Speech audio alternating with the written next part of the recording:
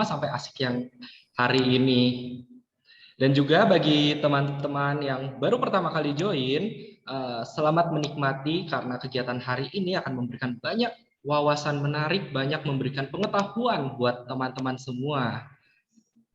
Nah, bagi teman-teman yang belum mengetahui asik ini diselenggarakan oleh siapa, saya ingin sedikit memperkenalkan kepada teman-teman semua.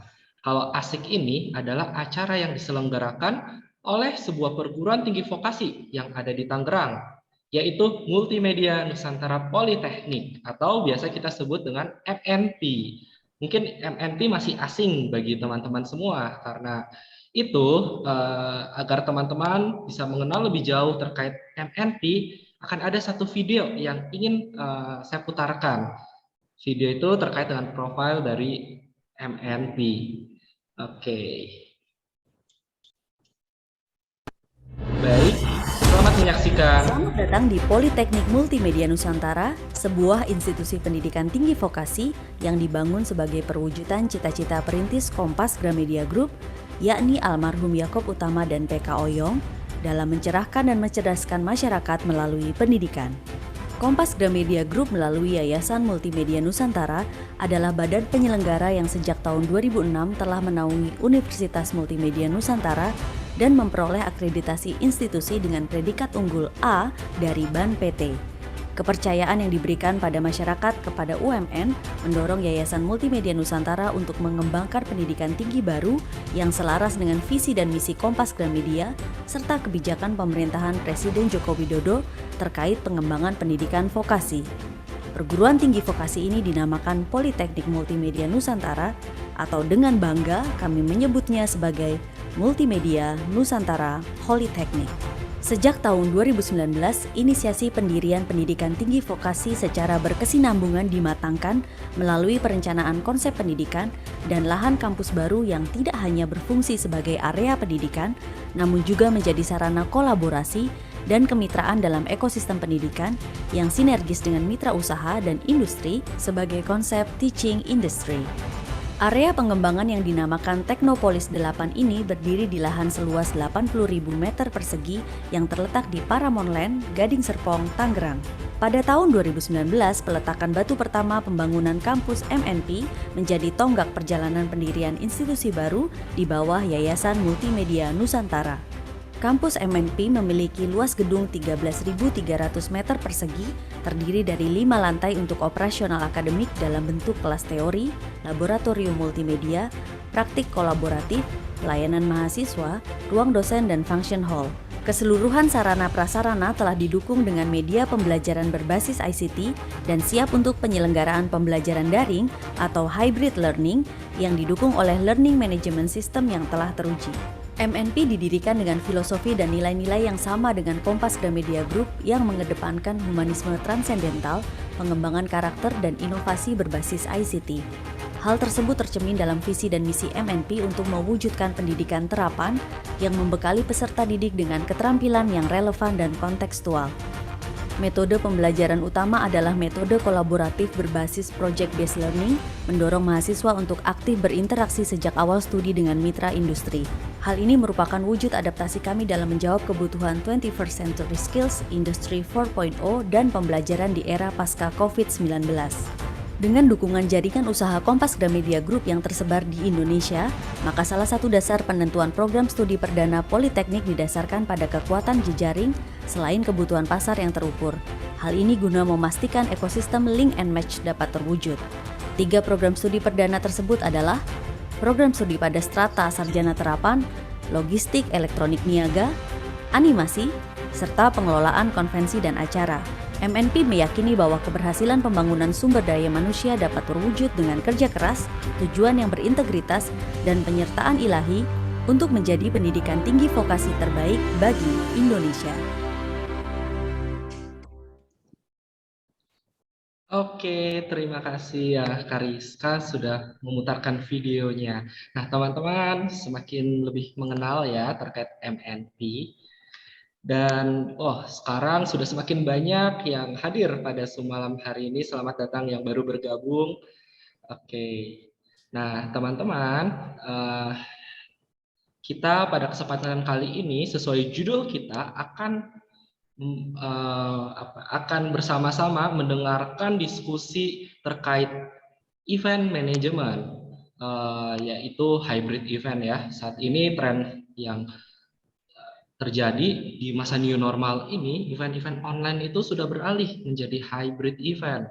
Nah, bagaimana sih caranya mempersiapkan hybrid event biar menarik, biar pecah, biar wah, dan bagaimana juga mempersiapkannya, itu hari ini akan kita bahas bersama. Nah, acara hari ini akan dipandu oleh seorang moderator yang sangat-sangat expert di bidang ini, yaitu Mbak Lisa Khairunisa, yang saat ini beliau juga merupakan dosen event management di MNP. Sekilas kita melihat pendidikan edukasi beliau itu lulusan dari Politeknik Negeri Medan, mengambil jurusan event management MICE, juga S2-nya di Trisakti School of Tourism Jakarta.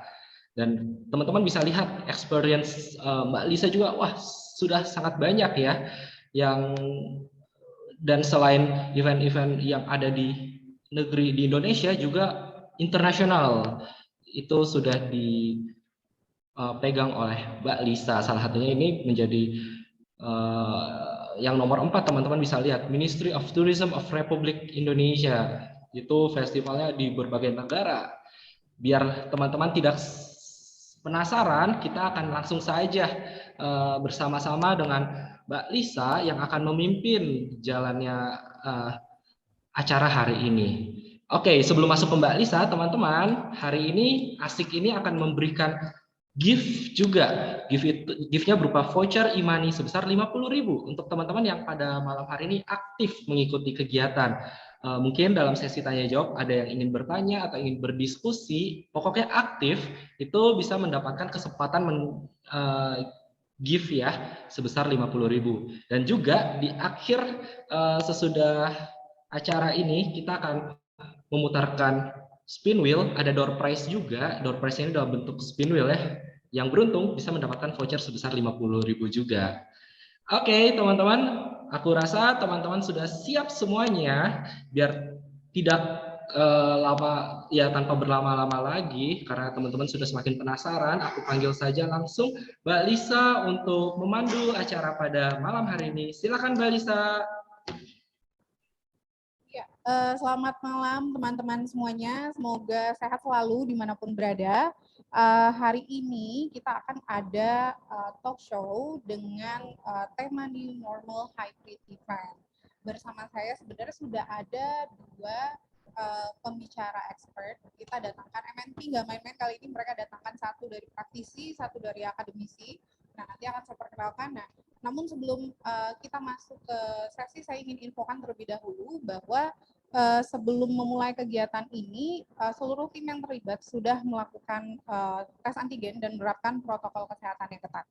Nah, next yaitu kalau teman-teman follow nih sosial medianya MNP pasti sudah tahu acara hari ini dan sudah tahu speaker yang akan hadir hari ini. Nah, untuk itu mari sama-sama kita intip dulu profil dari dua expert kita hari ini.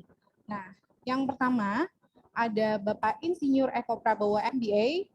Beliau merupakan lulusan Universitas Gadjah Mada Teknik Arsitektur dan kemudian melanjutkan studinya di English Diploma Delaware University USA, Royal Melbourne Institute dan Melbourne University Australia postgraduate study, and then business MBA dan Quality Management MSc.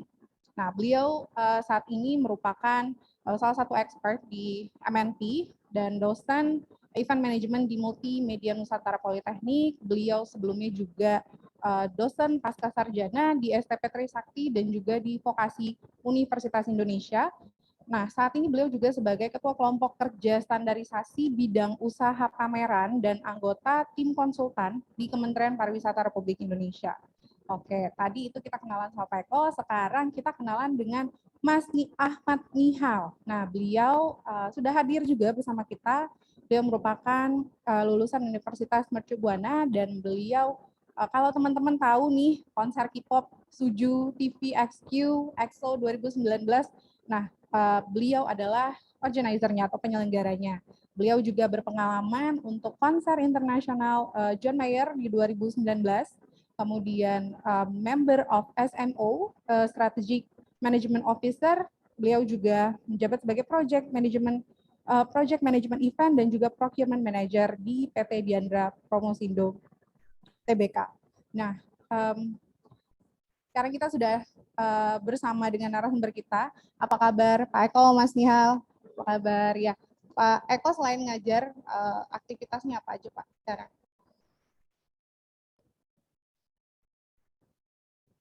Sebagai organizer di perusahaan yang banyak bikin pameran kecil-kecilan gitu, terus kemudian kita juga bikin launching properti kebanyakan. Sementara itu aja. Sementara itu juga udah banyak ya Pak ya, menyita waktu juga ya Pak. Oke. Nah kalau dari Mas Nihal sendiri sekarang sibuk apa atau lagi ngegarap proyek apa, boleh bocorin dikit? Saat ini sibuknya tentunya di Diandra Promosindo sebagai project manager dan juga procurement manager. Saat ini kita sedang banyak event. Tapi salah satu eventnya adalah kita sedang mensupport kegiatan GP Mandalika, USBK, dan beberapa kegiatan hybrid atau offline yang ada di Indonesia atau di Jakarta. Keren banget ya. Jadi nanti masing-masing narasumber kita ini akan memberikan paparan. Jadi teman-teman mohon disimak, kalau perlu dicatat. Lalu nanti kalau misalkan teman-teman punya pertanyaan, boleh langsung chat di Zoom. Nanti akan kita jawab di sesi terakhir. Gitu. Nah, saat ini saya mau ke Pak Eko dulu, Bapak. Silakan dengan presentasinya, Bapak. Oke, selamat malam Bapak Ibu sekalian, adik-adik dan juga teman-teman di manapun berada. Kita kuliah dulu sebentar ya kali ini ya. Mohon didengarkan kuliah saya sebelum kita nanti akan membicarakan lebih dalam lagi mengenai apakah itu hybrid event. Nah, kuliah saya hari ini berjudul Hybrid Event yang merupakan tren masa depan industri. Kemudian kalau kita sekarang sudah mengalami ya, kita sudah 2 tahun ini, hampir 2 tahun ini mengalami COVID, pandemi COVID. Nah, setelah kita mengalami pandemi ini sampai sekarang, itu ada yang meneliti ternyata, ada yang membuat kajian bahwa ternyata consumer behavior itu melakukan 4 mega shift. Jadi mereka berubah perilaku mereka menjadi dalam koridor 4 mega shift. Itu apa saja sih mega shift?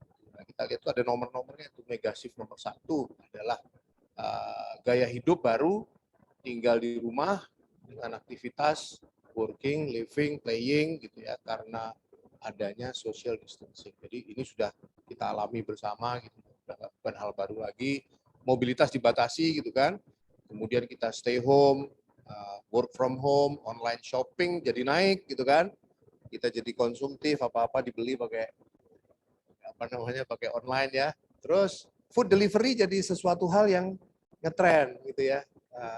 Kalau ada yang biasanya mengantarkan manusia sekarang berubah menjadi mengantarkan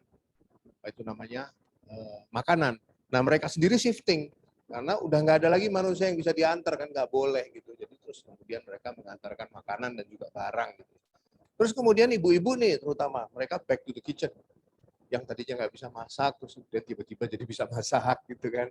Terus kemudian buka menu, ya, terus bikin makanan baru gitu kan ya. Terus DIY itu adalah do it yourself. Itu kebanyakan dibikin di rumah. Jadi yang bapak-bapak tiba-tiba terus kemudian jadi montir gitu, buka mobil, bersihin mesin gitu. Nah, banyak lah gitu ya. Nah, itu semuanya terus kalau yang remaja-remaja biasanya jadi mager tuh. Kalau yang teman-teman yang teenagers biasanya jadi mager tuh. Tapi itu semua itu kita alami karena memang situasi yang terjadi gitu. Jadi bukan merupakan kesalahan kita juga.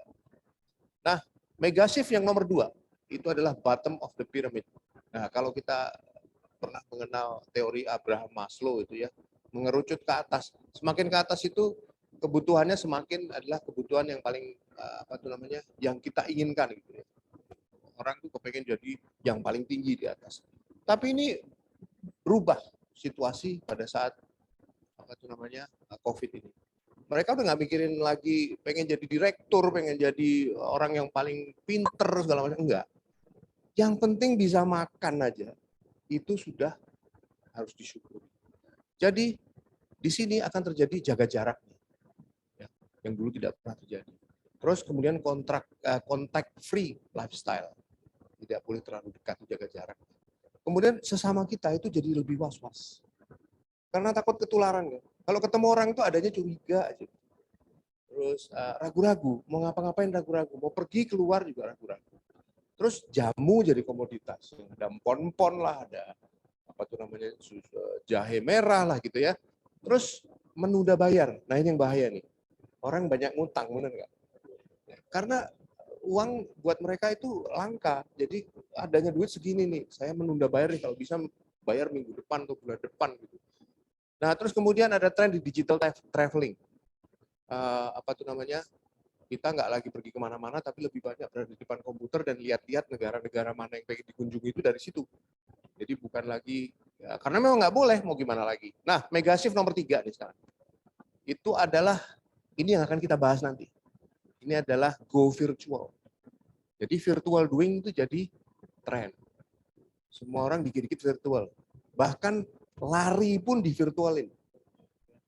Ada virtual lari. Kemudian ada ibadah pun di virtualkan. Terus kemudian apa lagi? Kita mau bicara nanti sama Mas Nihal, itu virtual event. Event yang biasa kita lakukan di mana itu di gedung, biasanya kita bisa lakukan di mana saja di venue misalnya, sekarang jadi virtual. Bisa ditonton dari rumah dan dilakukan di dalam komputer, di dalam sistem. Terus kerja yang biasanya 9 to 5, jam 9 kita masuk, jam 5 kita pulang, itu jadi jam 3 sore, baru tidur jam 2 pagi. Ngalamin kan? Ya karena apa? Besoknya nggak perlu bangun pagi kok, ya kan? Nggak perlu berangkat kerja, gitu kan? Terutama untuk yang work from home. Terus kemudian lahirnya generasi Zoom. Nah saat ini, ini virtual banget nih. Zoom yang tadinya kita nggak pernah pikirin. Dulu kita kan pakai sering, Skype. Yang dulu kita sering pakai adalah Skype. Itu udah nggak populer lagi sekarang. Sekarang semua orang, itu kalau ditanya udah tahu Zoom belum? Tahu pasti. Dan semua orang bisa pakai Zoom. Karena itu free. Ya. Terus kemudian cloud lifestyle. Kenapa? Karena ya kita semua bisa mengunduh dari atas, udah lagi di cloud, udah nggak perlu lagi pakai yang lain-lain. Ya. Terus kemudian telemedicine trend. Kita nggak perlu pergi ke rumah sakit lagi, kita bisa pakai Halodoc biasanya ya, atau pakai Alodoc, atau pakai doc-doc yang lain yang bisa kita teleponin, bisa kita akses gitu ya. Nah, homeschooling nih, saya salah tulis tuh, homeschooling. Kita belajar dari rumah nih. Belajar dari rumah. Nah, ibadah pun divirtualin di sini. Ya. Nah, yang terakhir nih, ini adalah empathy society. Nah, ini gejala-gejala yang terjadi di dalam masyarakat. Yang pertama, solidaritas menjadi meningkat, ya kan? Kita jadi punya seperti emotional attachment sama dokter. Kita punya emotional attachment sama orang-orang yang kurang beruntung dari kita, gitu ya. Terus drone parenting jadi plus parenting. Apa sih drone parenting? Dulu kalau kita orang tua nih, kalau orang tua nih, kita pergi kerja. Kita parenting anak-anak di rumah tuh dari tempat kita kerja. Kita telepon, udah makan belum? Tadi sekolah belajar apa aja? Dari jauh kita. Tapi sekarang jadi plus parenting karena tiap hari ketemu sama mereka, ya kan? Terus, nah ini buat anak-anaknya jadi lebih baik sebetulnya. Nggak tahu jadi lebih buruk atau lebih baik ya. Tapi buat mereka ketemu sama orang tuanya jadi setiap hari. Nah orang tuanya juga lebih bisa melihat perkembangan anaknya dari hari ke hari. Terus jadi lebih bersyukur. Nah ini yang bagus nih. Apa aja yang diterima hari itu, alhamdulillah, orang lain mungkin nggak bisa dapat segini gitu ya. Itu bagus. Jadi lebih religius, mau ngapain lagi? Ibadah juga di rumah, ya kan? Lebih bagus. Terus kemudian lebih kepo. Ini yang parah nih. Pengen tahu aja gitu. Ada apa di sana ya? Ada apa di sana itu? Karena dia pengen akses gitu kan. Karena dia nggak bisa keluar, dia nggak bisa ngobrol sama orang. Jadi ya itu gibah time lah kalau jam-jam segitu tuh. Oke. Nah inilah mega shift ini. Jadi diingat-ingat ya, mega shift itu terjadi karena sudah 2 tahun ini kita hidup dengan COVID. Oke, lanjut. Nah, hilangnya kalau untuk industri MICE, ya, industri MICE, industri event, itu apa sih pengaruhnya? Wah, pengaruhnya jelek sekali. Kalau Anda lihat itu dari itu adalah event-event yang dibatalkan. Begitu banyak. Itu hanya di Bali, belum di Jakarta, belum di Surabaya, di kota-kota besar lainnya. Ada 239 kegiatan MICE di Indonesia batal. Mungkin ada lebih banyak lagi. Ini angka saya pada waktu tahun 2020. Kerugiannya itu sampai 44,3 triliun selama 2020. Hanya untuk industri MICE. Ya. Nah, buat adik-adik sekalian, Bapak Ibu sekalian, teman-teman yang belum tahu industri MICE itu apa sih? Ini. Karena kalau Anda nanti buka sendiri di Google, bilang MICE gitu ditulis ya, yang keluar tuh tikus kecil-kecil. Nah, MICE itu adalah meetings, kemudian insentif, kemudian conference, exhibition, ya. Nah, ada satu lagi nih, yaitu adalah events, ya. Nah, ini adalah dunia kami, apa itu namanya, dunia yang kami geluti dan kami juga mengajar di Politeknik ini adalah event management. Nah, untuk kita lebih lanjut lagi, kita akan lanjutkan di sini. Tadi ingat ya, yang buletan tadi itu ya, kita ambil buletan yang sebelah kanan, kita mau ngomongin virtual. Itu dia, yang itu tuh, yang virtual, ingat kan, yang nomor 3 ya. Oke. Apa sih virtual itu? Nah ini kalau kita sudah ngomongin virtual event, itu orang pikirannya pasti, oh itu nonton komputer dan kita melihat event di situ. Oke, betul lah, ada betulnya. Tapi nanti yang jelasin bukan saya, yang jelasin nanti ya. Nah, virtual event itu apa sih? Adalah suatu bentuk event atau acara yang diadakan dengan menggunakan media internet atau dilakukan secara online ya, di mana saja bahkan di seluruh negara sekalipun. Jadi cross border, semua orang bisa lihat event itu. Ya, itu bedanya dengan kalau kita offline. Terus, oh ada yang nanya nih, Mas. Cantik yang nanya. Kalau gitu hybrid event itu apa, Kak? Gitu yang ditanya saya loh, dia bilang Kak ke saya. Kalau gitu saya mesti bilang dia D. Gitu ya. Nah, hybrid event adalah merupakan suatu istilah untuk mengungkapkan ya konsep acara yang menggabungkan antara pertemuan offline dan online. Jadi pertemuan itu apa sih? MICE tadi juga bisa disebut sebagai meeting industry. Karena kita ke exhibition itu juga meeting orang kan. Nah, kita pergi insentif traveling itu juga meeting orang. Conference itu meeting. Meeting adalah meeting. Jadi kita sebut pertemuan. Ya. Kita singkat saja pertemuan offline. Nah, pertemuan offline ketemu orang offline. Nah, itu apa itu hybrid? Nah, itu adalah yang menggabungkan antara pertemuan online dan pertemuan offline. Ya, itulah hybrid ya. Mungkin adik sudah tahu sekarang. Oke, kita lanjutkan. Kayak apa sih bentuknya? Kira-kira kayak gini nih. Nah, silahkan dipikirin sendiri. Wah hebat ya, hebat. Iya, kayak gini hebat. Nah, ini adalah teknologi, ya. Teknologi ini kita pelajari loh di Politeknik Multimedia ini kita pelajari. Oke. Nah, bagaimana caranya buat hybrid event? Nanti kalau kita pengen tahu lebih jauh, ya kita tanya sama ahlinya. Saya bukan ahlinya, kan. Saya tahu juntrungnya, tapi kalau untuk bikinnya, nah itu ada ahlinya. Siapa ahlinya? Nah, ini dia ahlinya nih. Ya.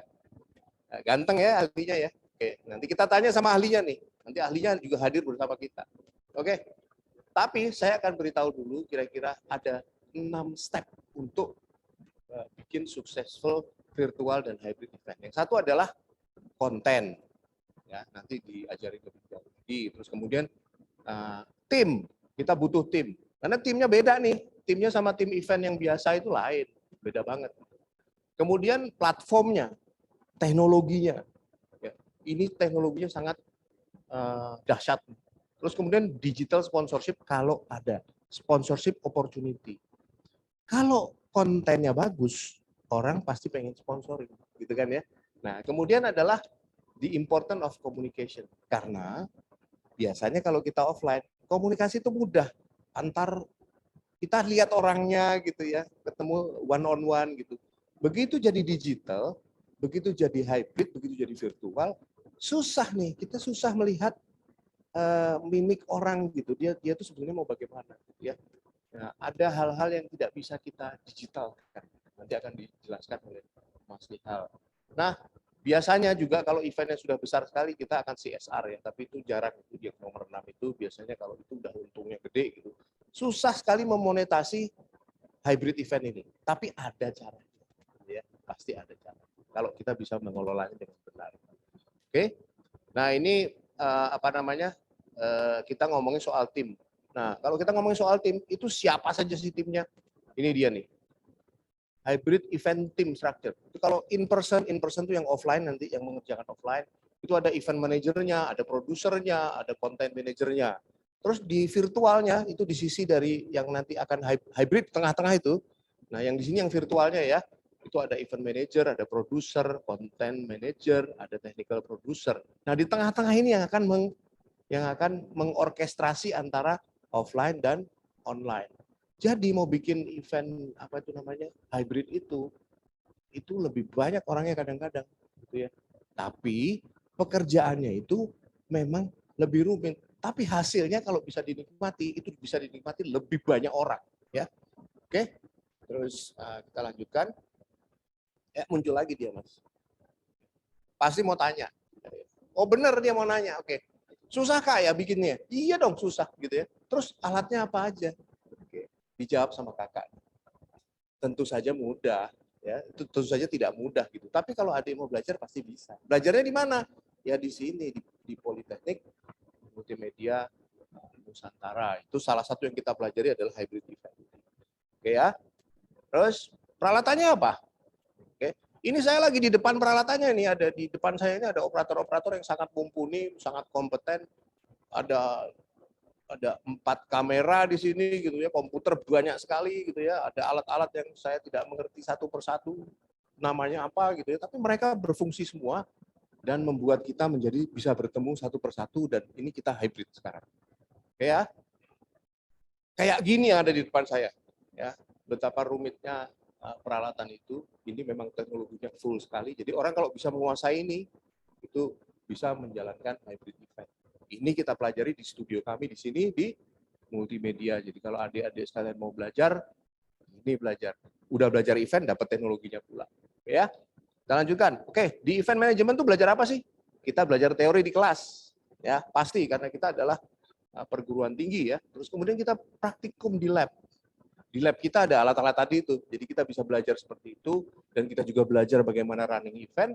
Nah, yang ketiga nih yang penting nih, kita terjun ke dunia industri. Kalau tadi di lab, kalau salah masih bisa diomongin sama dosennya, diajarin gitu ya gimana caranya. Oh, yang itu salah, Dek. Begitu Anda sudah masuk terjun ke dunia industri dan kita memang akan masukkan Anda ke dunia industri pada saat sedang kuliah, itu yang namanya kesalahan itu sudah no excuse. Bisa fatal gitu loh. Jadi makanya kita harus uji dulu di lab. Nah, bagusnya di Politeknik Multimedia Nusantara ini, kita ajarin di lab lebih banyak daripada di kelas. Sehingga Anda kalau nanti jadi praktisi, itu Anda akan lebih pintar untuk melakukannya daripada hanya mengerti teorinya. Nah, terus nanti dapat apa nih? Dapat titel. Titelnya adalah sarjana terapan. Sarjana loh, ya, sarjana terapan. Jadi bukan berarti kuliah di Politeknik itu bukan sarjana, enggak, dia jadi sarjana terapan. Terus Anda juga dapat sertifikat kompetensi dan berpeluang menjadi seperti ini nih. Nah, tuh ada event manager, conference, exhibition manager, function manager, project manager, ada venue manager, ada logistic manager. Nah, ini Mas Nihal ini salah satunya adalah padanannya adalah logistic manager, beliau adalah procurement manager. Ya, terus ada marketing manager, ada operation manager, ada in-house meeting manager, dan ini ada satu lagi, digital event content manager. Ini yang akan kita obrolin nanti. Gitu kira-kira ya, kuliah saya, mudah-mudahan tidak boring.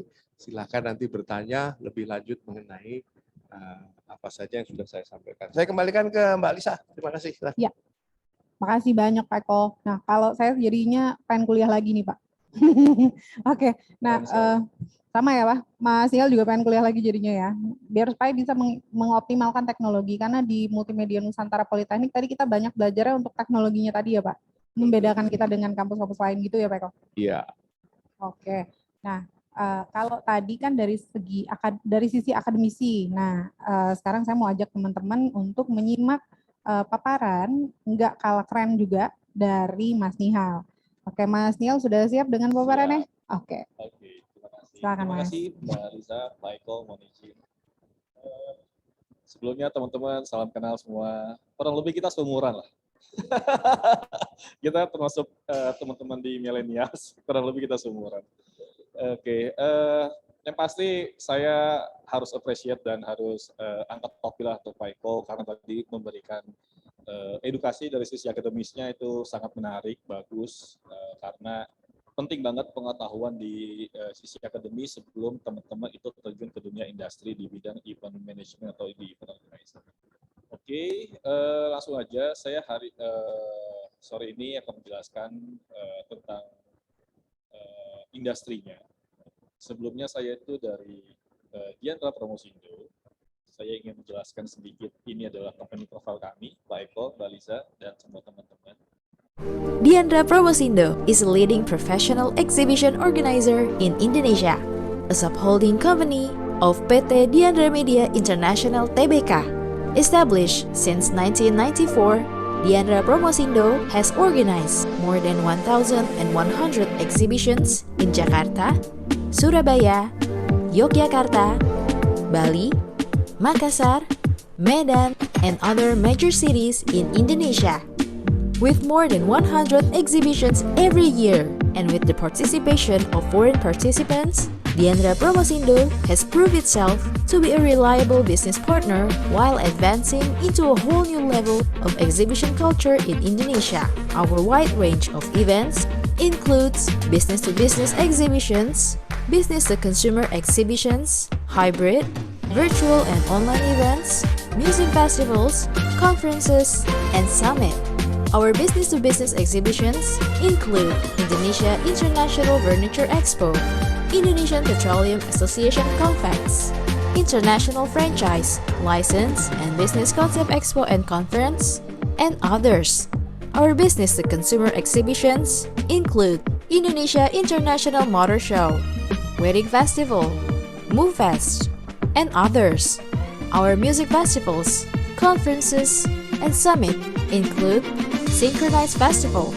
Diandra Promosindo, as a professional event and exhibition organizer, innovates on organizing MICE events in a pandemic situation. Through the use of latest technology and digitalization, Diandra Promosindo will present many MICE events that are held virtual or hybrid. In 2020, more than 100,000 visitors attended via the virtual platform and more than 500 exhibitors participated. And for the normal in the event and exhibitions culture, our hybrid, virtual and online events include Indonesia International Motor Show Hybrid 2021, No Sleep for Weekend Online Conference, IFRA Virtual Expo, the 9th Virtual Indo-EBTKI Connects, and others. EMS Hybrid 2021 is the first automotive exhibition to be held since the COVID-19 pandemic.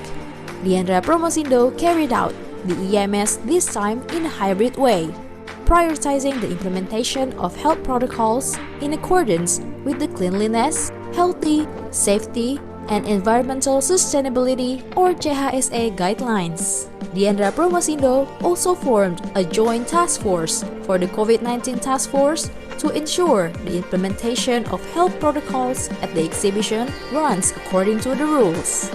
With our outstanding event management, Diandra Promosindo has become a professional exhibition organizer which has achieved ISO 9001-2008 for our management system quality. For more than 100 exhibitions every year and with the participation of foreign participants, Diandra Promosindo has proved itself to be a reliable business partner while advancing into a whole new level of exhibition culture in Indonesia.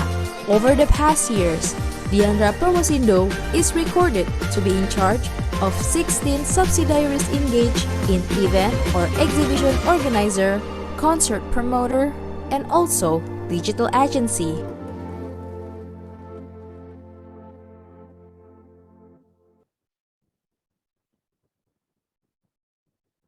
Oke, itu materi tadi.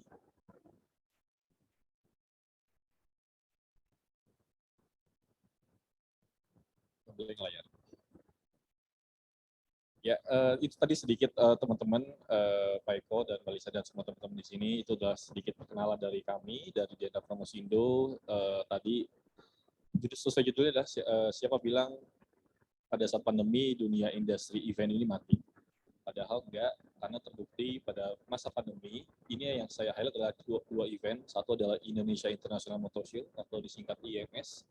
Kami selenggarakan secara hybrid pada bulan April 2021.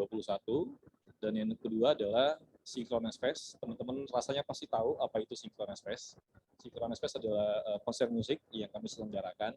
Itu pada tahun 2020, pertama kalinya yang disiarkan oleh TV Nasional secara hybrid langsung di JCC.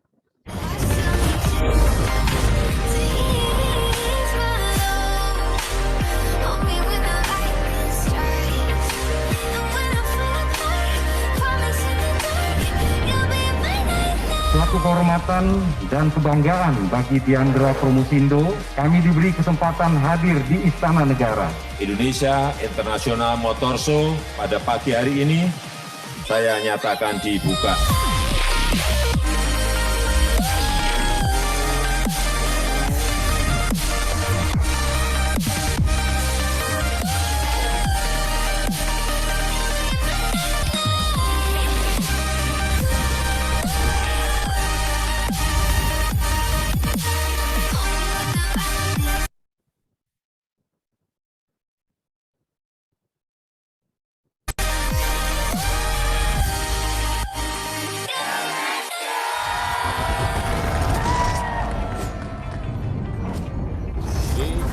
Sedikit cerita Pak Eko dan Mbak Lisa, Indonesia International Motor Show ini adalah event yang diselenggarakan menjadi satu-satunya event yang diselenggarakan secara offline, itu ada di venue, itu yang diizinkan oleh pemerintah. Jadi kami mempunyai effort sendiri, melakukan perizinan yang biasanya dulu pada saat sebelum pandemi hanya melalui kepolisian. Saat ini jadi banyak Pak, yang tadinya kita nggak pernah tahu prosesnya, sekarang jadi tahu. Sekarang harus ke gugus COVID, harus ke kantor A, kantor B, kantor C, karena harus mengurus segala keperluan yang berhubungan dengan antisipasi tidak terjadinya kluster COVID di event. Dan kami menjadi satu-satunya event yang kemarin secara hybrid dibuka langsung di Istana Negara. Jadi perizinannya sampai ke istana. Perizinannya sampai ke istana. Jadi kami menjadi satu-satunya event yang diselenggarakan pada saat pandemi di venue dan diizinkan oleh pemerintah, langsung dibuka oleh Bapak Presiden RI di Istana Negara.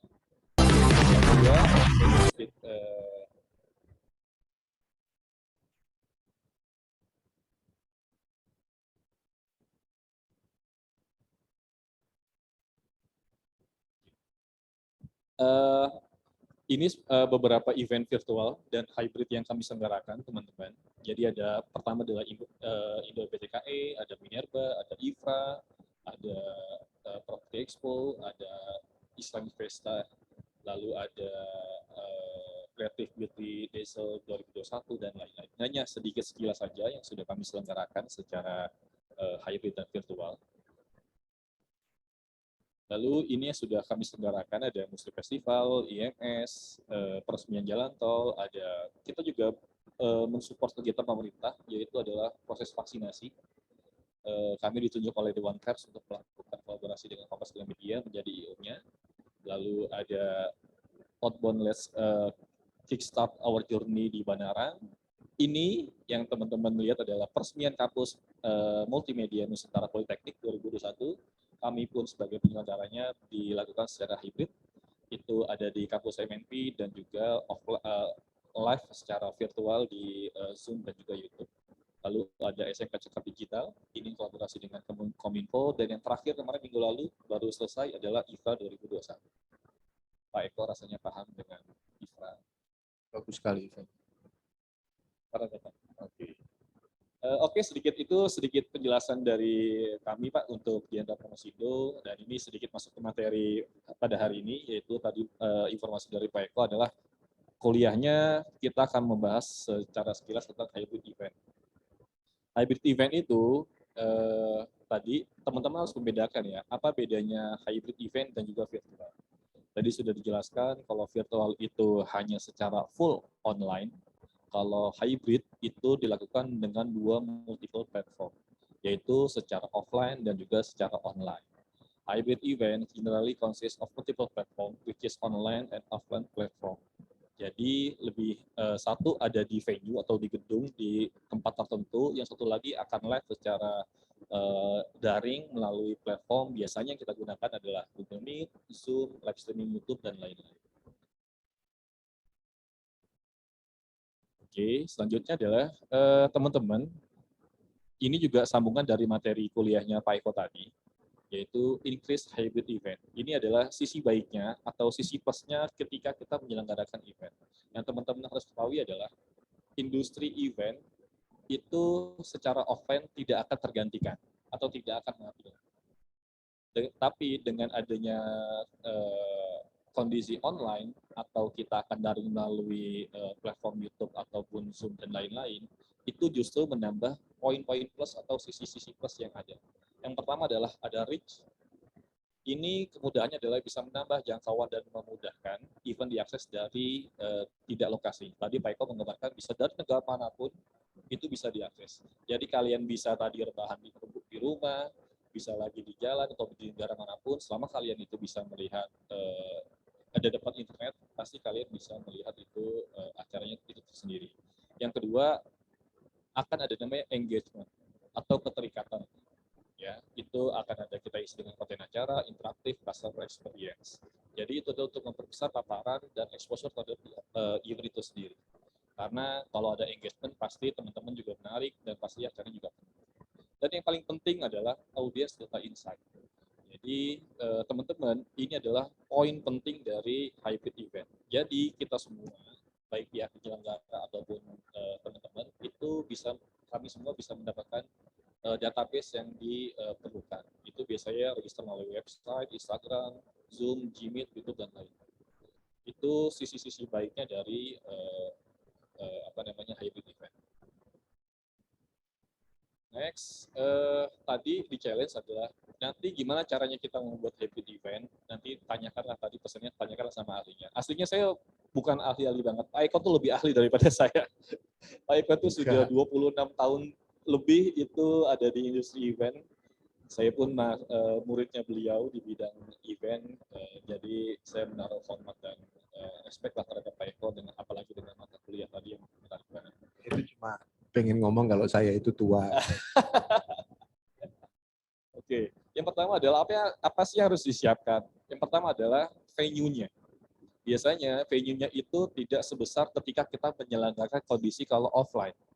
Misalnya kalau offline itu hanya untuk satu platform bisa menampung sekian ratus ribu orang, tapi kalau secara hybrid biasanya orangnya terbelah menjadi dua. Ada yang ada offline di venue dan juga akan ada online yang dari hybrid. Terus kita menyiapkan secara segi operasionalnya, nanti di slide berikutnya ada. Terus harus fokus sama content creation. Jadi yang menjadi fokus adalah gimana caranya ketika kita memulai satu hybrid event, kita harus fokus terhadap kontennya. Karena ini akan menjadi tema utama. Karena yang nggak bisa tergantikan adalah experience-nya atau konten-konten yang ada di event itu sendiri.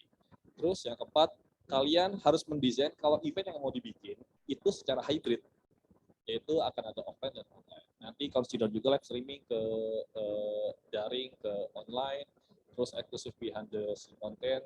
Ini bisa dibilang harus eksklusif, karena konten ini bisa kalian lihat cuma ada di daring ini ataupun di event ini sendiri. Jadi nggak ada di event-event lain, jadi harus eksklusif.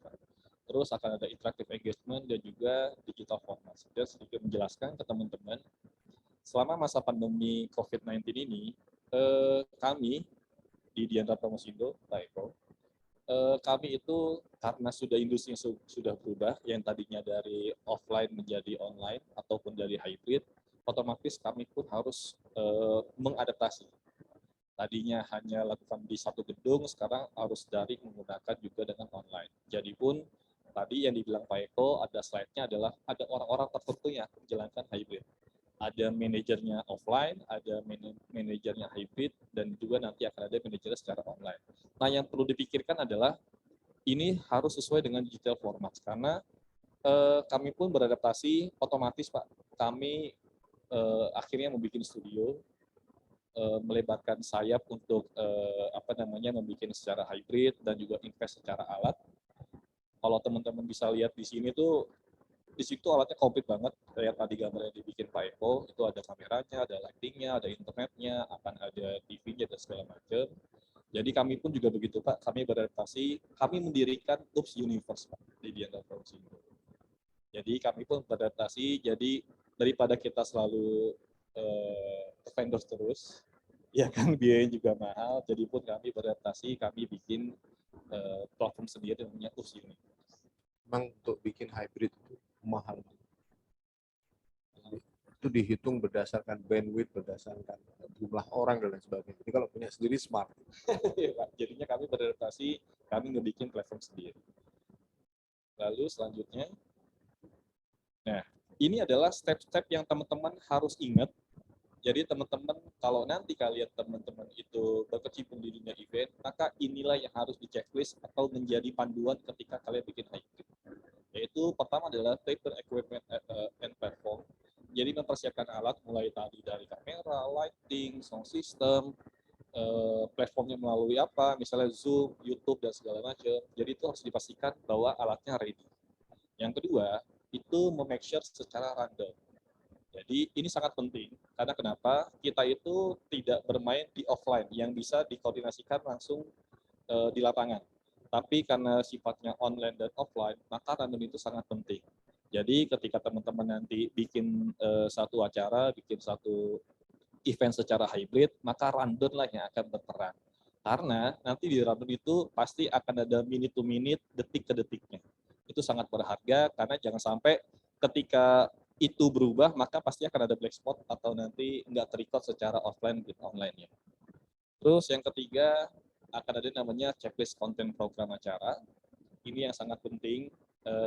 Ini beririsan dengan rundown atau dengan konsep yang tadi yang saya jelasin adalah teman-teman harus melakukan checklist terhadap konten acaranya.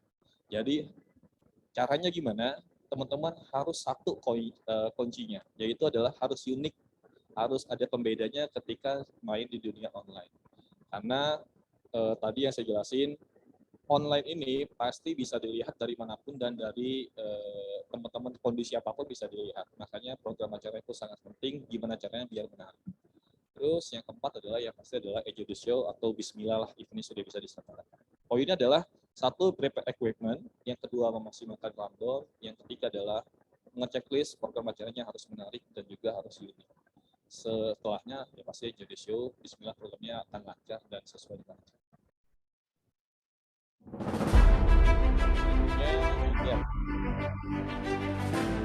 Bapak Ibu, pemerintah melalui Kementerian Pendidikan, Kebudayaan, Riset dan Teknologi menaruh perhatian besar pada pengembangan pendidikan vokasi di Indonesia.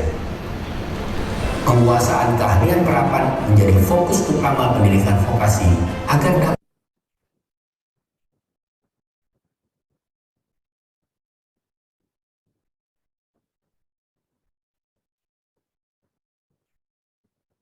dapat menjawab tantangan zaman dan kebutuhan dunia industri.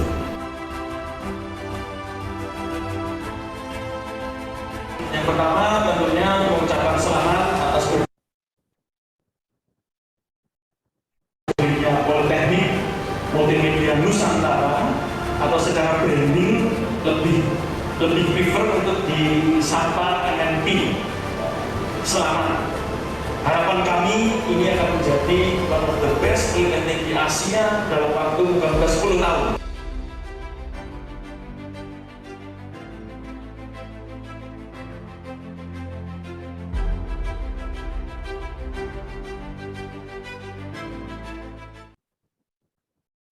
Oke, teman-teman, itu adalah video kemarin kami diundang menjadi penyelenggara atau jadi IO-nya untuk melakukan peresmian Multimedia Nusantara Politeknik secara hybrid.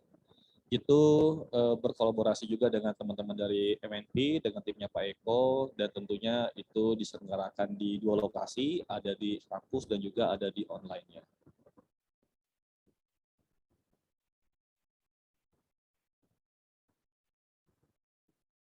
Selanjutnya,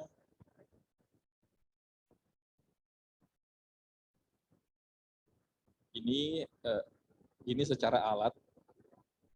Ini secara alat dan juga studionya, kondisi studionya. Ini kenapa kita pakai green screen, itu digunakan untuk kita memudahkan kita ngambil objek foto lain atau video lain sebagai background.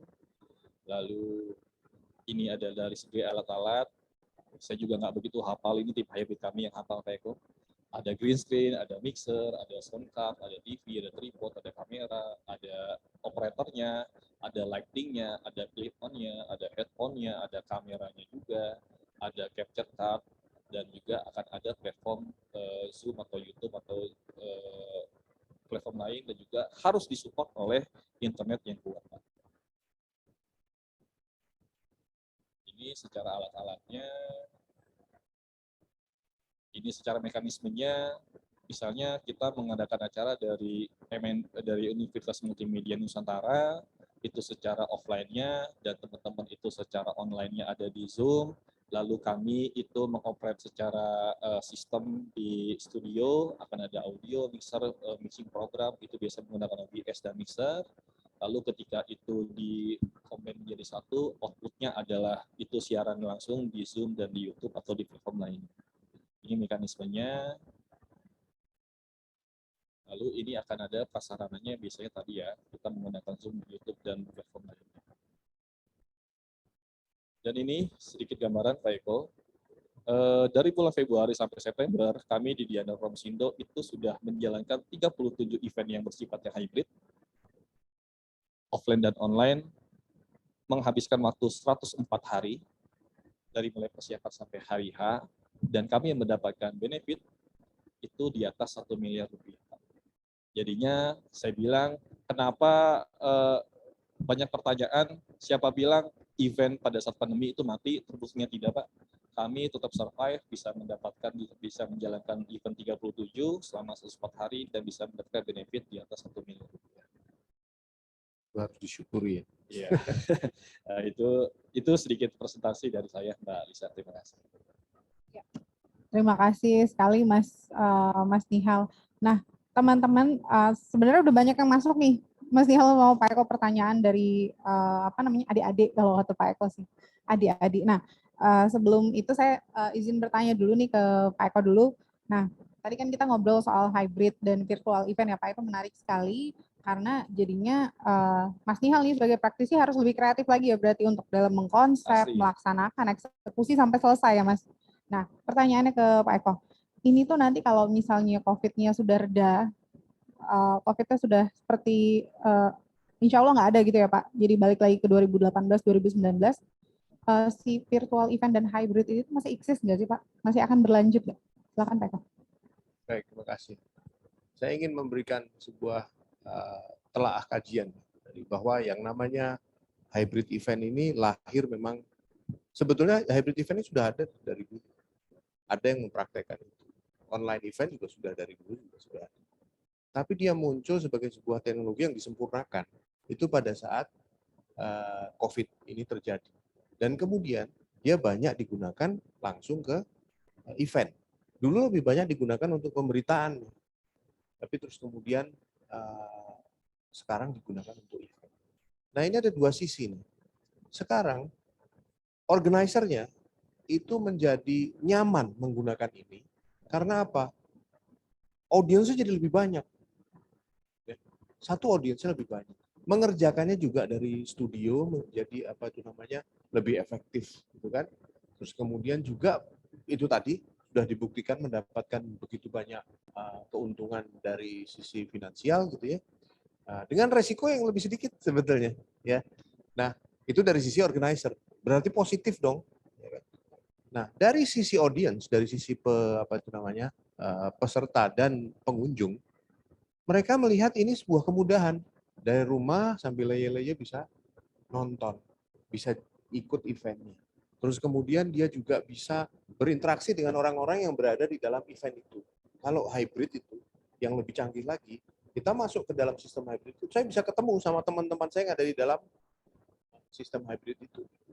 Itu ada, nah sistem komunikasi tadi yang saya presentasikan di awal. Jadi begitu kita masuk, pengen ketemu. Kalau di mana tuh, di JCC misalnya kita betul-betul bikin event offline ya, mau ketemu teman kita yang ada di hall B susah.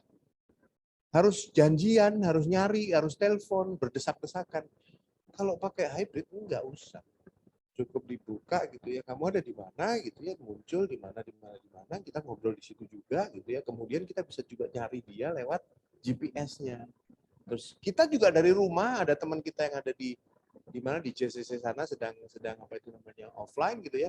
Kita juga bisa ketemu sama dia tanpa harus meninggalkan rumah. Jadi intinya adalah offline dan online ini, hybrid ini akan selalu berdamping. Offline tidak akan mati. Pada suatu saat nanti COVID tidak ada, hybrid akan tetap dijadikan komplementari daripada event yang offline.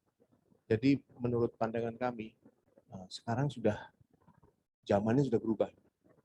Jadi offline tetap akan dibikin, karena offline itu experience ya, offline itu.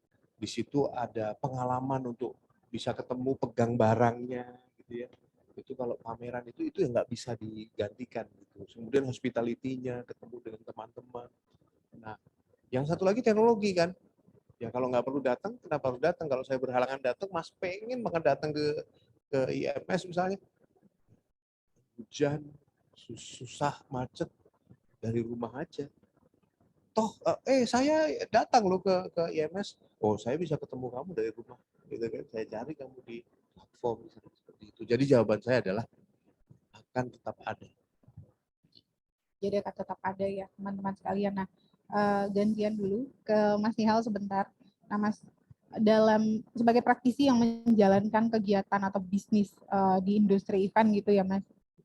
Khususnya untuk hybrid ini dan si virtual event ini, apa sih Mas kendalanya? Boleh diceritakan ke teman-teman. Oke. Sedikit tadi menyambung jawaban dari Pak Eko. Saya sepakat sekali kalau memang hybrid ini nggak akan mati lah ke depannya. Karena malah saya bilang ini seksi sekali, Pak. Bisnisnya seksi sekali. Karena tadi kelebihan yang sudah dijelaskan sama Pak Eko adalah kita tuh nggak perlu capek-capek, kita nggak perlu susah-susah. Karena dulu misalnya saya sebagai praktisi, event itu misalnya hanya didatangi kalau secara offline langsung di lokasi misalnya hanya 50.000 orang selama seminggu gitu. Tapi dengan adanya platform ada online, maka yang berkunjung akan lebih banyak. Karena selain ada yang datang, dan juga akan ada orang yang melihat secara online. Dan juga secara transaksi akan bertambah, Pak. Secara transaksinya.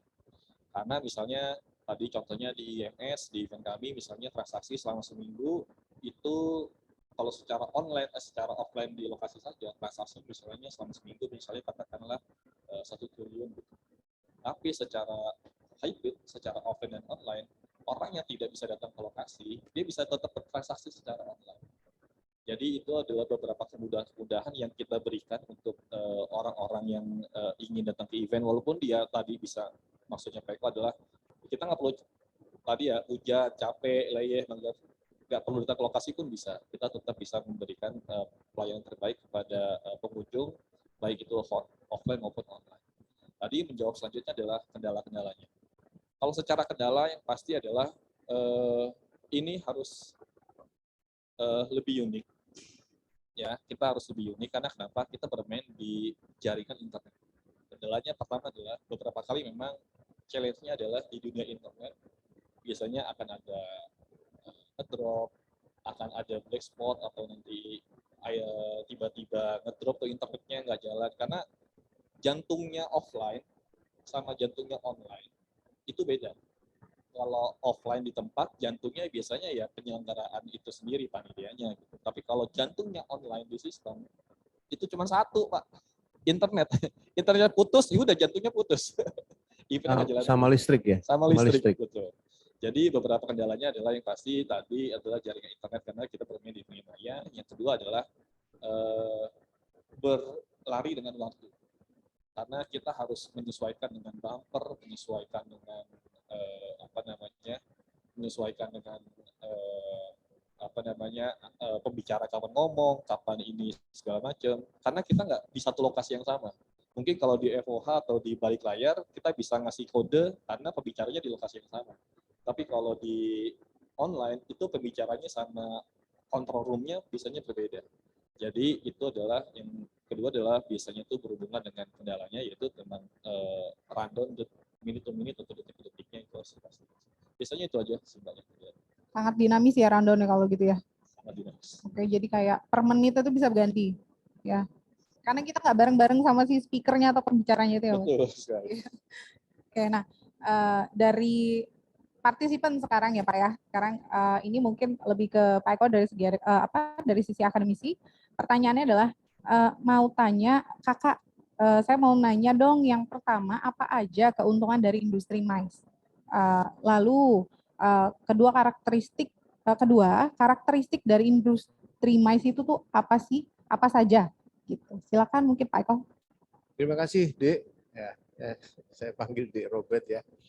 Robert, oke.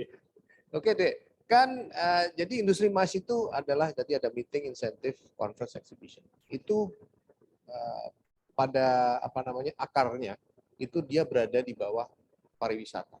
Ya. Jadi industri MICE itu sebenarnya berada di bawah pariwisata. Pariwisata itu ada dua. Satu pariwisata yang pelesiran. Ya. Anda tahu kalau pergi ke Bali, Anda pergi main ke sana, gitu, itu pelesiran namanya.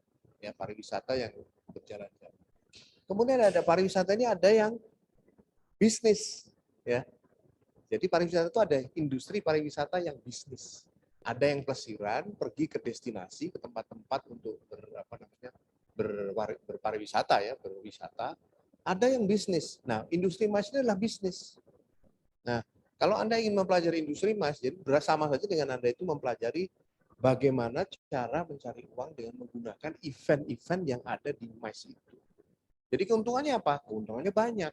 Misalnya, kita bisa saling berkomplementer ya. Pada saat biasanya kalau Anda berpikiran begini, kita kalau pelesiran biasanya hari apa aja?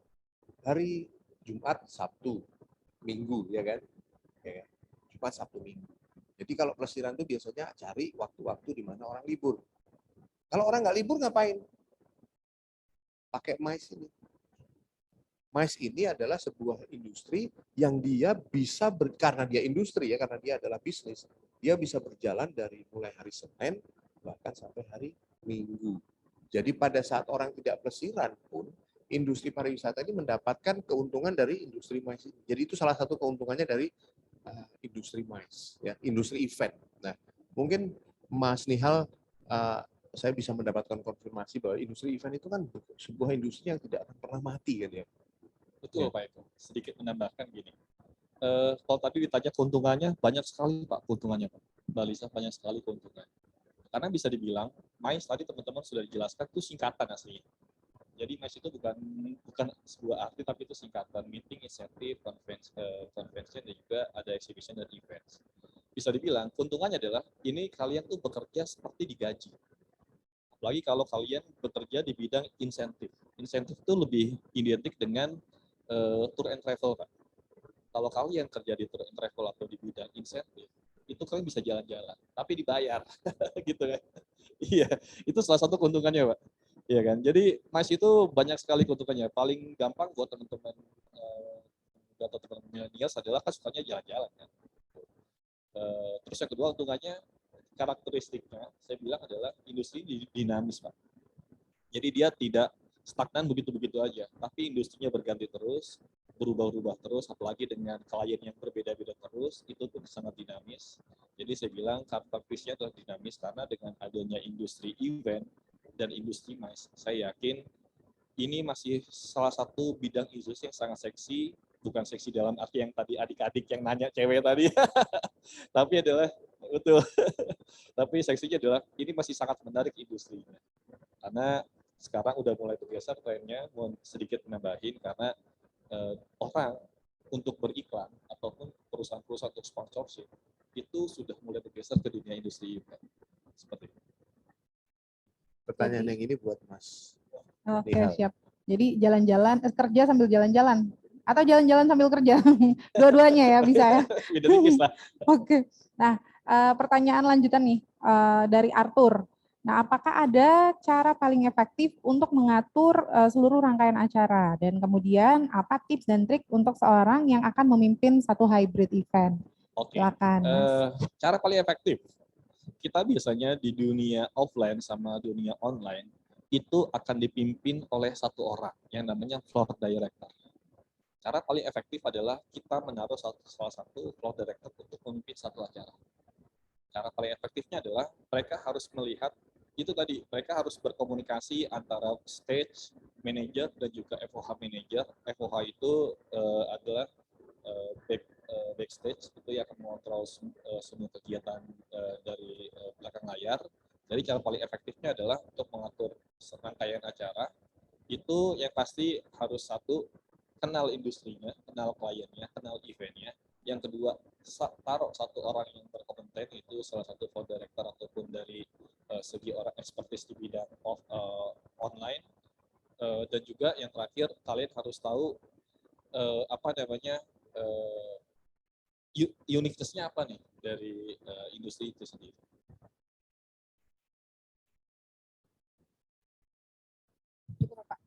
Oke, nah semoga menjawab ya Arthur. Nah, selanjutnya pertanyaan dari Ivon Tionata. Halo Kak, izin bertanya, bagaimana membuat hybrid event jika kekurangan anggota tim? Apakah satu orang dapat memegang 2 jabatan? Ayo silakan yang sering multitasking, Pak Eko. Ahlinya. Ada dua-duanya. Boleh, Mas. Lihat dulu. Mbak Ivon kayaknya ya, Mbak Ivon ya. Iya. Oke. Kak Ivon, De Ivon. Oh, De Ivon, kan panggilnya Kak. Oke. Jadi ini bukan di hybrid saja sih. Kita tuh biasanya di industri kerja tuh menyebutnya adalah multitasking. Bukan di dunia hybrid event saja, tapi harus bisa beradaptasi dengan berbagai macam kegiatan.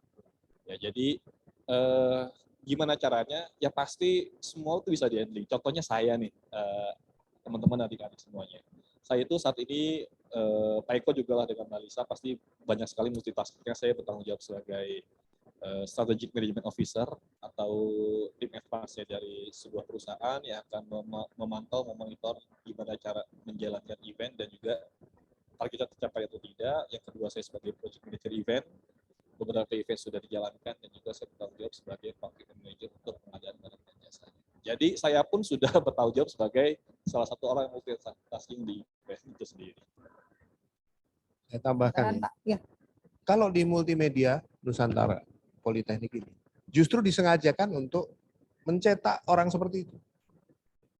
Jadi tidak mencetak orang yang hanya bisa satu pekerjaan saja. Kita punya target ya bahwa satu orang itu bisa mengerjakan 4 pekerjaan sekaligus. Sehingga nantinya pada saat turun ke industri akan merasa diuntungkan. Daripada saya ngambil 4 orang, mendingan 1 orang ini tapi dia multitasking, ya kan? Dan dia akan meneruskan itu kepada anak buahnya. Nah, itu yang justru lebih penting. Nah, itulah intinya kenapa kita ingin mencetak orang-orang yang punya kelebihan seperti itu.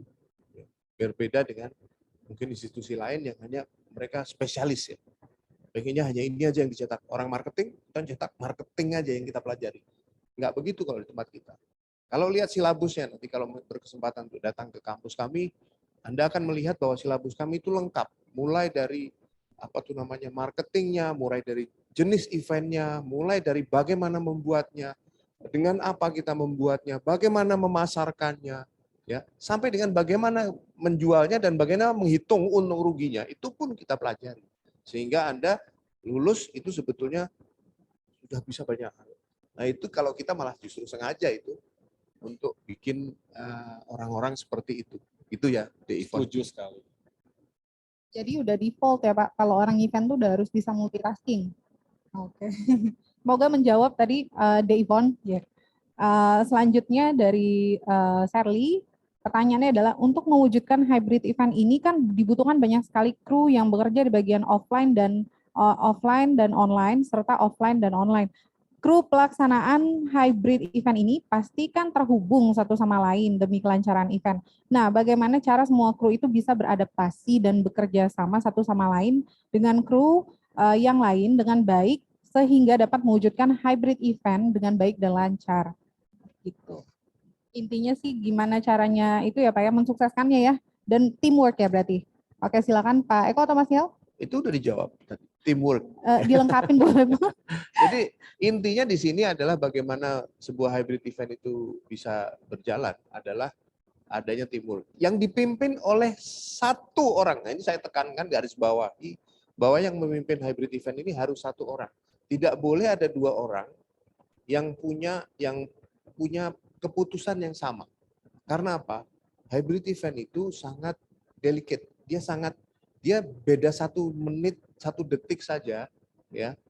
Keputusan salah diambil, itu akan terjadi sesuatu yang tidak bisa kita reverse karena kita berhubungan dengan sesuatu yang berhubungan dengan online gitu ya. Kadang-kadang delay lagi.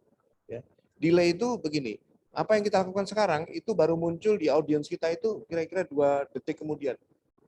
Itu sudah terlambat untuk kita mau untuk kita mau koreksi, itu sudah terlambat. Jadi itu intinya adalah teamwork yang dipimpin oleh 1 orang yang punya kompetensi untuk memimpin sebuah tim yang dengan kapabilitas digital yang mumpuni untuk membuat hybrid event. Itu kira-kira. Oke, Mas Nihal mau nambahin boleh? Cukup, lengkap sekali dari Pak Eko. Lengkap ya? Oke, nah boleh ya pertanyaan lagi ya? Masih semangat Pak Eko, Mas Nihal? Oke, karena pesertanya pada semangat nggak berhenti-berhenti nanya nih sampai tim harus mensortir pertanyaannya nih. Nah, ini selanjutnya dari Tanjayatan. Pertanyaannya, kira-kira bagaimana hubungan sistem hybrid event dengan konsep metaverse? Bagaimana suatu event dapat dilaksanakan di dunia metaverse nantinya? Yang notabene full virtual, namun dikatakan seorang dapat merasakan pengalaman secara tatap muka atau offline. Ini mirip yang tadi dibilang sama Pak Eko tadi ya. Oke, silakan Pak Eko. Ini sebetulnya pertanyaannya lebih kepada teknis ya, Mas Nihal ya, karena yang tahu mengenai berhubungan apa dengan metaverse dan kemudian ini menimbulkan apa gitu ya, terus menyinggung siapa saja itu mungkin bisa Mas Nihal. Monggo Mas. Ya, silakan. Tadi sedikit sudah dijelaskan kalau memang hybrid event ini kita bermain itu di dunia metaverse memang, karena di dunia maya Pak. Jadi memang kita sangat bergantung, titik poin utamanya adalah di dunia internet. Jadi gimana cara hubungannya antara sistem event dengan konsep metaverse adalah yang pasti kita harus menyiapkan segala macam peralatan dan platform yang berhubungan dengan metaverse juga. Jadi bisa dibilang kita itu harus ready to work lah. Secara event itu tersendiri, gimana caranya dunia hybrid ini bisa berjalan di dunia di internet, bicara dengan internet aja. Jadi ada 1 step lagi sebetulnya dari hybrid. Hybrid sekarang itu masih menggunakan platform virtual reality. Nanti 1 step di atasnya itu pakai augmented reality, pakai AR. Jadi kita berada di dalamnya. Tapi memang begini, ada 2 hal yang tidak bisa kita ubah gitu ya di dalam membuat event. Yang pertama adalah experience, yang kedua adalah hospitality. Ini 2 barang ini itu tidak bisa dirasakan secara full pada saat kita membuat hybrid event. Memang tidak bisa, secara nature itu tidak bisa. Kita kan nggak bisa ya sekarang begini aja, kita nggak bisa ngirim email senyum misalnya. Kita kan nggak bisa ngirim email tangan kita, jabatan tangan gitu ya.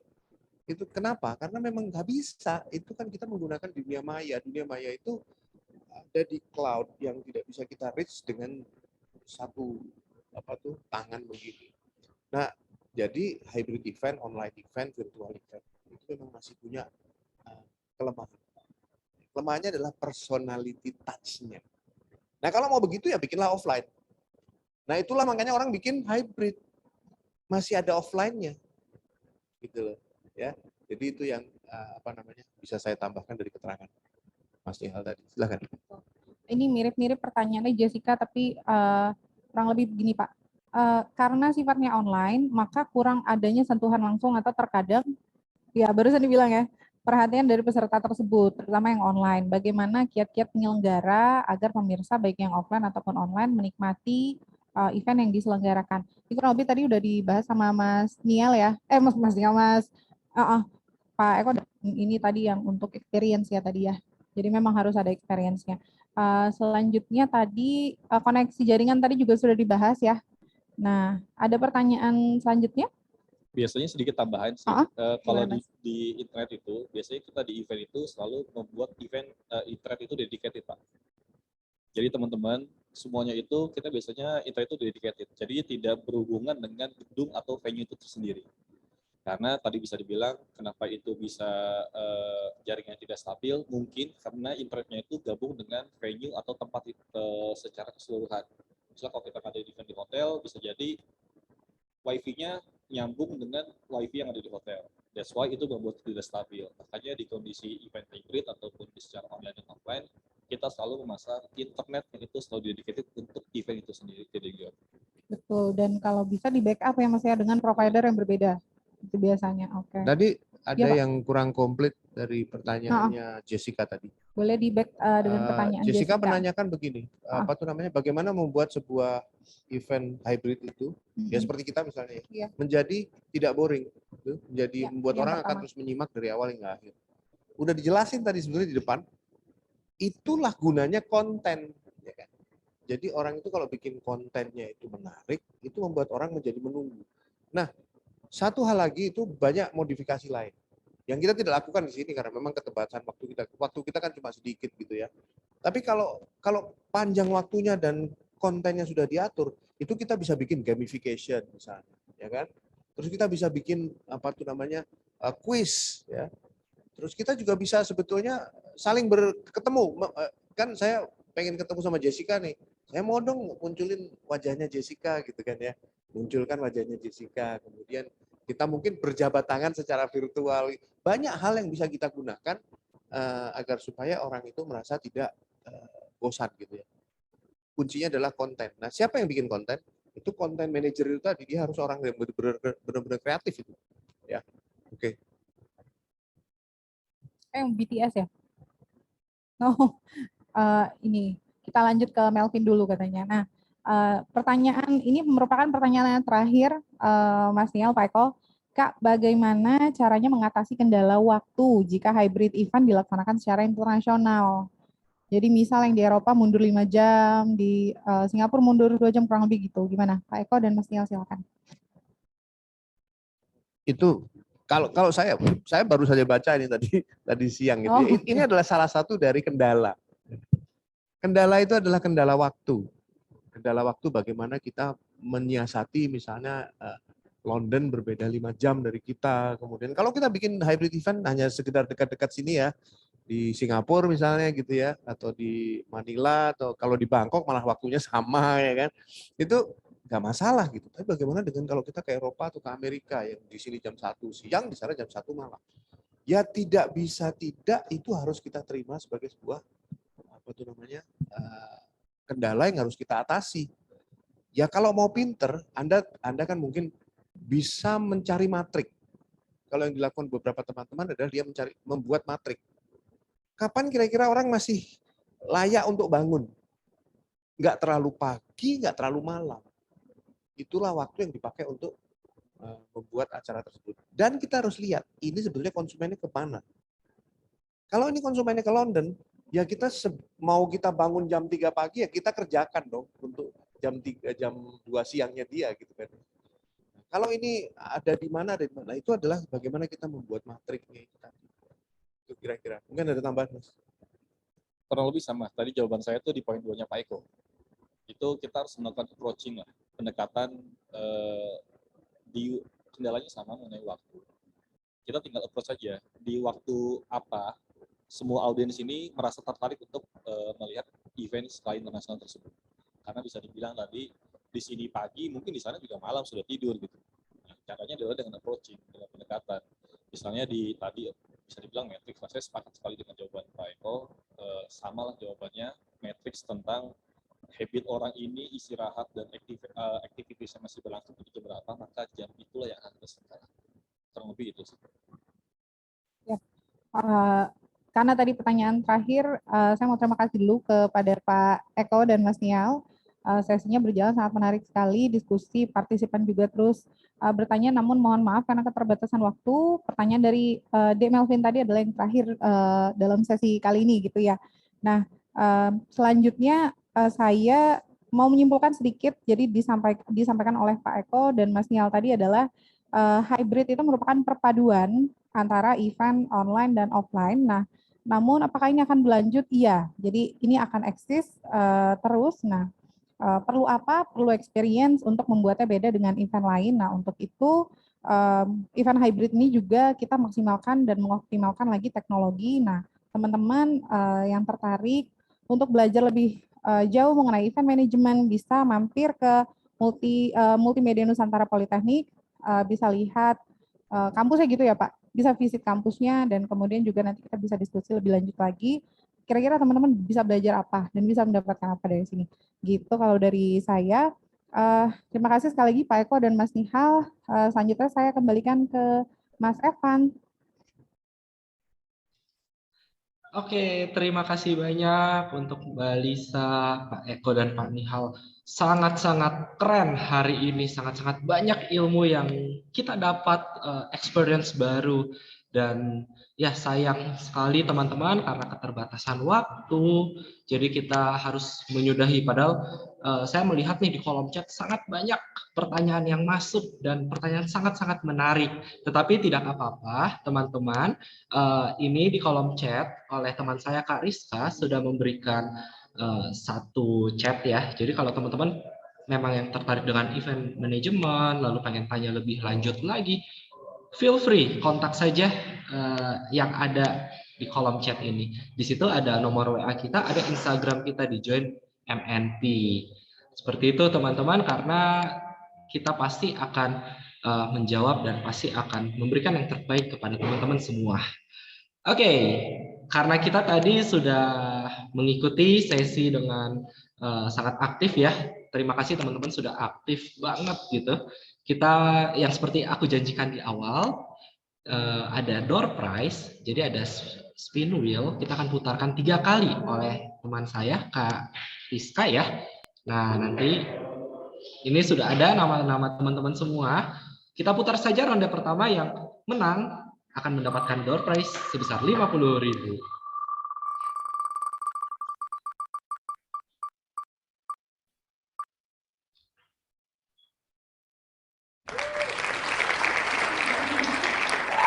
Muhammad Fadli, kamu beruntung pada hari ini. Kita putar saja langsung yang kedua, Karisa. Kita lihat siapa yang beruntung.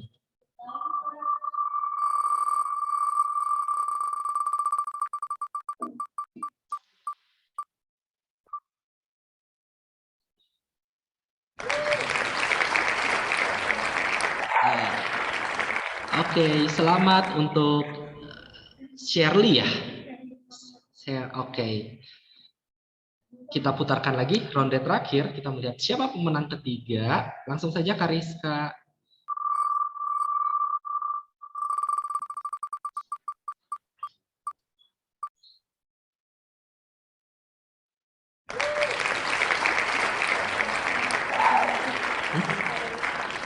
Verelika, selamat untuk Verelika.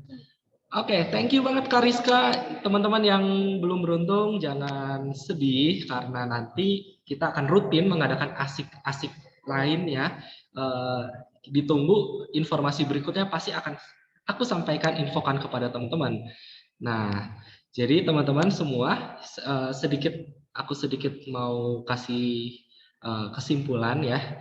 Jadi event itu adalah sesuatu yang akan selalu ada dalam kehidupan kita. Oleh sebab itu, maka MNP, Multimedia Nusantara Politeknik, yang menyelenggarakan ASIK ini membuka prodi event management. Jadi teman-teman yang tertarik boleh untuk join juga. Siapa tahu ingin bersama-sama dengan MNP belajar event management. Sekali lagi, bisa kontak langsung di WA yang ada di kolom chat. Ada WA kami dan ada Instagram kami. Sudah hampir di penghujung acara, tapi ada baiknya kita foto bersama ya, biar Kak Evan bisa melihat wajah teman-teman juga. Yuk kita foto bersama dulu. Yang bisa open cam, mari kita open kamera bersama. Yang tidak bisa, ya sudah, tidak apa-apa. Oke, teman-teman semua.